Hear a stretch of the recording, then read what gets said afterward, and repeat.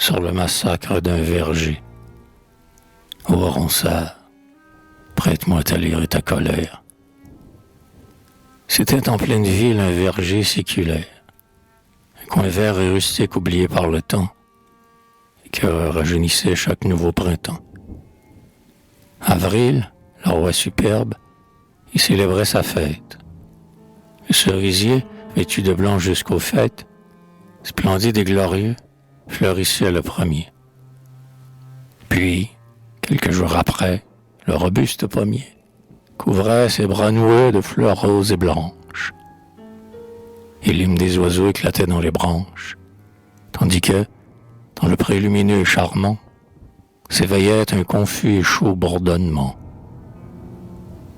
Ô fête incomparable en sa magnificence, j'étais envers le ciel plein de reconnaissance, de ce qui lui permit qu'au cœur de la cité, son œuvre étincelât dans toute sa beauté. Et, passant chaque jour, je retrouvais en elle le Dieu qui prête aux fleurs sa splendeur éternelle. Aujourd'hui, j'ai revu le verger que j'aimais. La main de l'homme, hélas, l'a détruit pour jamais. Les arbres ont créé sous l'âge brutal. Le pommier, fier des fruits presque mûrs qu'il étale, est tombé lourdement sur l'herbe en gémissant.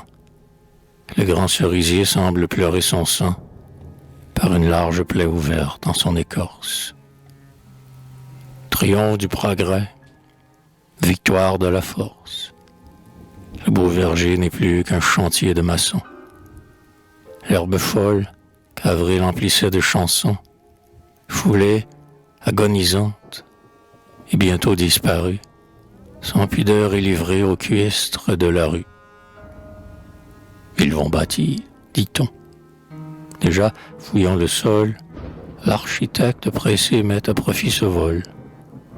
Un gros cube quelconque, un bâtiment stupide, va s'élever bientôt dans son essor rapide.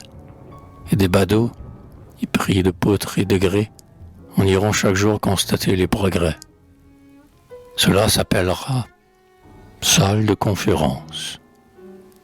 Et des messieurs en frac, aux discours froids et rances, viendront édifier un public somnolent. Bonnes gens, laissez donc parler Dieu. Son talent pouvait se mesurer peut-être avec le vôtre. Et, si fervent que soit le ministre ou l'apôtre, jamais, soyez-en sûrs, les discours les meilleurs ne vaudront l'argument des cerisiers en fleurs.